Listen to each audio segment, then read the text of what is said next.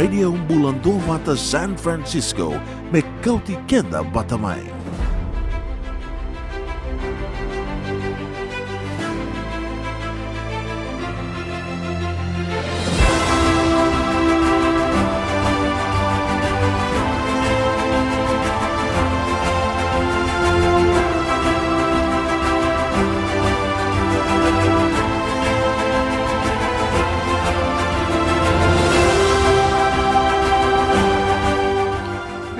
Isambul binaka na nonda ko ni warong tirumay na bese buru-buru rawangau ni warong tumekina isambul binaka kila ni wasa wakita buti kena ngau MIRI BUADROMO kauna wakita biti ko membaleta na dula ena COVID-19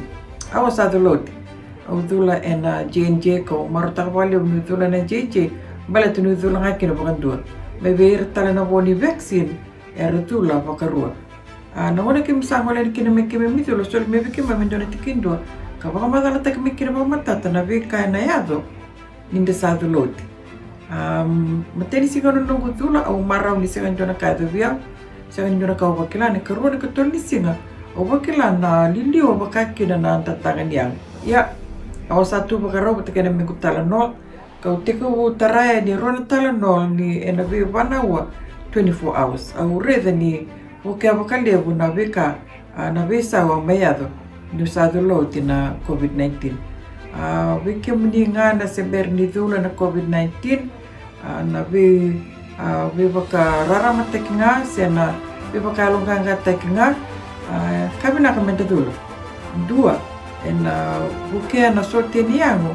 me borata na virus ni ato me weekend. Na kene kalua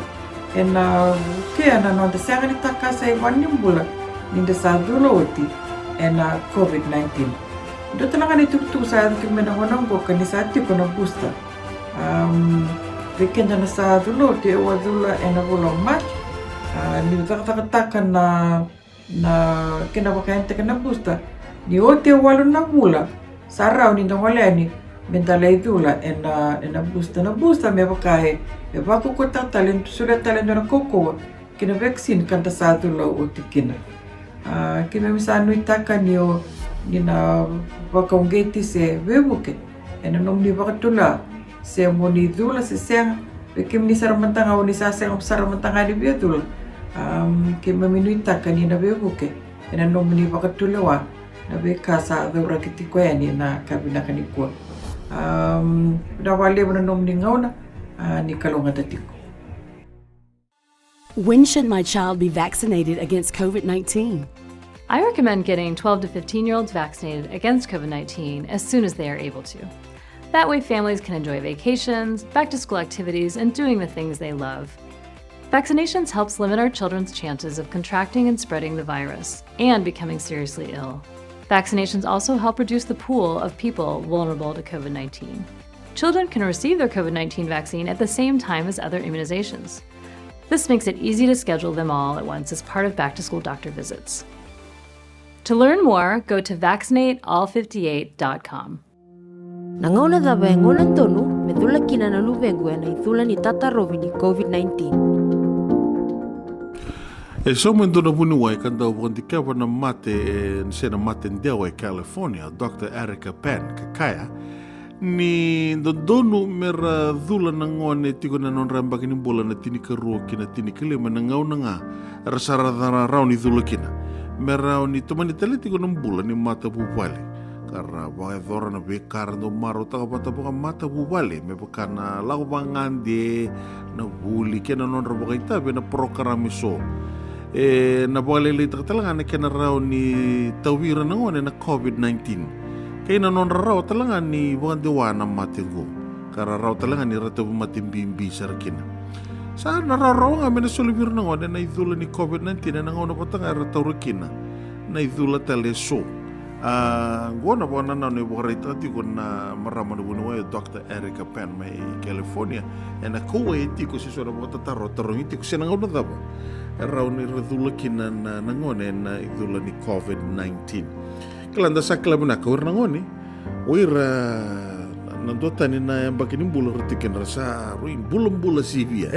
pambimbin na tidi ka roke na tidi ka liba vivia ki wan bimbin inta lako na songo ni lotu randa ulako toka na ngone o na lumenta na songo ni lotu rendre mende babi sukir ni rai da tala non rai tokani se inta lako mbeka na duan na songo nga ba mata bubale se na songo mbeka ni duan na singni sudu ni ndo tala mbeka rabuli bata ser lewa ni tiko bata se na communities na rai dira ni rasota bango dona ka na non na wa rimber lande radidi ke ya sa ka ti ka na be tartar nangon ni rangoni li era na lengito ninda lako na piknik sini bukan na piknik witi na piknik bo merke rando le piknik le tunga nando na rara sena park mera lai piknik la boka tak kana ya talenga na ringira na non ritoka ni rangito bo non ritoka ni sono ritoka ra ko to be na non ramon mano me boka na kuli sena bi manu telesor nang gitora na bengingi yaki lako tigo ki ana be taratara abata laki na ngau na ni buli ser mantanga ni rana bito sa kito kana hallways na dambe na non rakalasi dina ni tuku merbaga bini mata so nangone tiku nga nangole da pona ba bini mata ba bimbi ni rana bonto basi ni rabon basi me kautira na nambasi na non retiko relako korni buli ro suka italama na non retiko sana lako ke retiko ke ana bitar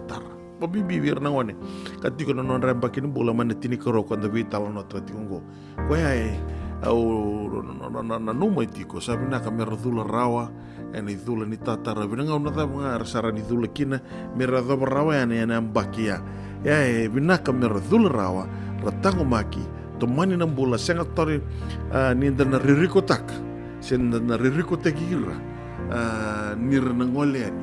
mera na lai sota ke no to kani bo bimbi ke ngole tiko na songo ni lotu se na songo ni sini sudu bo kandali ndanda uti ko na nda songo bo bonua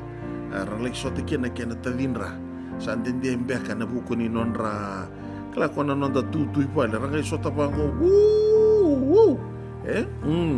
da sakla na ngoni bici iyo se ko tu ya nan rakeni bola non ngone ka na numitu kena sabina kamera taura non ra idula baleta ni ra taura non ra idula erna andana tango makikianda kina bukan ngani dulo kenda na tango makikianda na tau makina mata bubale na tango makina tiko baleta sindu naka edha wana weni matengo baleta na idula ni Tatarovi ni Covid-19 around in the tango makikianda kevekina.